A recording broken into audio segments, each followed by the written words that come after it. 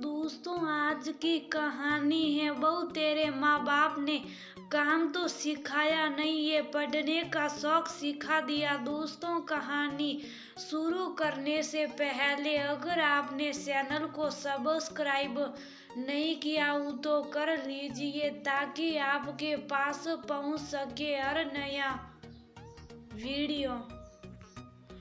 वहाँ मायके में तुम्हें कौन किताबें लाकर देता था जो किताबों की इतनी दीवानी हुई रहती हो।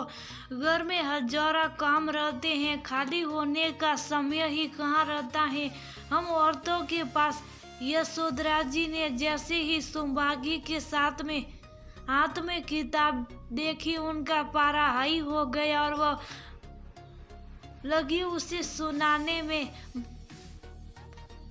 वहाँ पापा लाते थे घर में किताबें, और ये किताबें पढ़ने का शौक मुझे मेरे पापा से विरासत में मिला है।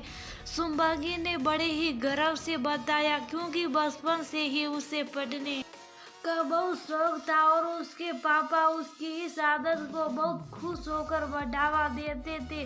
वो बड़े धना से थे, शादी तो ढंग से कर नहीं पाई, किताबें लाते होंगे। किताबें खरीदने के लिए पैसे चाहिए होते हैं, और जिस इंसान के पास 5 बेटियां हो, शादी करने को पैसा ना हो, वह बेटियों का किताबें पढ़ने का शौक पूरा करेगा। माँ, ऐसे तो मत कहिए। पापा जब भी कहीं जाते थे किताबें जरूर खरीदते थे और लाइब्रेरी से भी ले आते थे। लोग कहते थे कि किताबें ज्ञान का अद्भुत भंडार होती है। हमें किताबें पढ़ने की आदत जरूर होनी चाहिए। आप लोग खाली समय में टीवी पर सीरियल या मूवी देखती हैं। मुझे टीवी देखने की आदत नहीं है, इसलिए उतने समय में अखबार या कोई कहानी पढ़ लेती हूँ। सासू माँ को बहू रानी का ये पढ़ने वाला शौक कभी पसंद नहीं आता।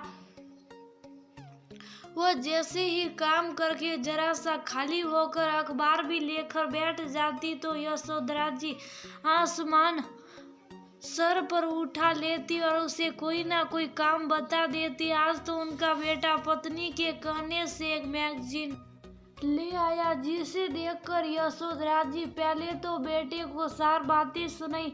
तुमसे ये लाने के लिए किसने कहा? जरूर बहू ने कहा होगा। उसने कहा और तुम लेकर चले आए। मना भी तो कर सकते थे, मंगाना ही था तो उन सलाइयाँ मंगाती, स्वेटर बनाती। इतना ही खाली समय है तो गेहूं की बोरी रखी है, गेहूं बनाओ। माँ ने घर के काम काज नहीं सिखा पाए, बाप ने पढ़ने का शौक जरूर लगा दिया बिटिया को। जबकि लड़कियों को पराए घर जाना रहता है, वहाँ काम काज काम आता है। ये किताबें पढ़ने का शौक फालतू शौक काम नहीं आता। यही कहकर वह शुभांगी को घर के कामों में ही व्यस्त रखती। वह जरा सा भी खाली होती, वह कोई ना कोई काम उसे पकड़ा देती जिससे उसे पढ़ने का समय ना मिले। लेकिन कहते हैं न जहाँ साहब राह होती है, उसे पढ़ने का शौक था। ये बात घर में सभी जानते थे। पति देवर जी जब भी कहीं जाते तो उसके लिए किताब जरूर खरीद कर लाते, जिसे वह छुपा कर रखती और जब भी समय मिलता पढ़ती जरूर।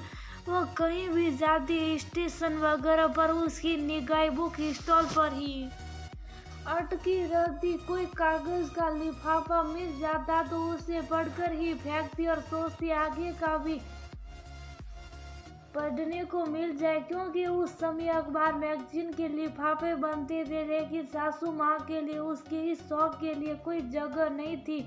फिर घर गृहस्थी, बच्चे, परिवार, सासू माँ की बीमारियों सब में ये शौक कब पीछे छूट गया पता ही नहीं चला। समय ही नहीं लगता, लेकिन पढ़ने की उत्सुकता कभी मन से गई ही नहीं। एक समय ऐसा आया जब बच्चे बड़े हो गए, उसे समय मिलने लगा।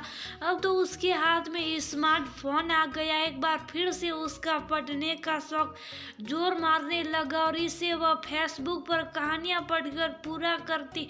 उसी समय उसकी माँ को ब्रेस्ट कैंसर हुआ। वह अपनी माँ के पास अस्पताल में उनकी सेवा के लिए गई और उनकी तकलीफों को बहुत नजदीक से देखा। अपने भाई को उनकी सेवा में तब तक देखा जब घर वापस आई तो उसका मन में सभी बातें सबको बताने के लिए व्यवस्थित करने लगा। वह अपनी बातों के द्वारा समाज में जागरूकता फैलाना चाहती थी कि आज भी बहु बेटे अपने माता पिता की सेवा करते हैं। हर बेटे बहु एक जैसे नहीं होते। बस तभी उसने अपने मन की भावनाओं को पन्नों पर उतारना शुरू किया। जिसने भी पढ़ा उसे प्रोत्साहित किया, जिसकी वजह से उसका लिखने का सफर आगे बढ़ा और आज वो लिखने लगी। उसके पढ़ने के शौक ने उसे लेखक बना दिया। नए साल में उम्मीद करती हूँ कि उसका ये शौक दिनों दिन प्रगति करे और वह अपने लेखक को सल से समाज में जागरूकता फैला सके।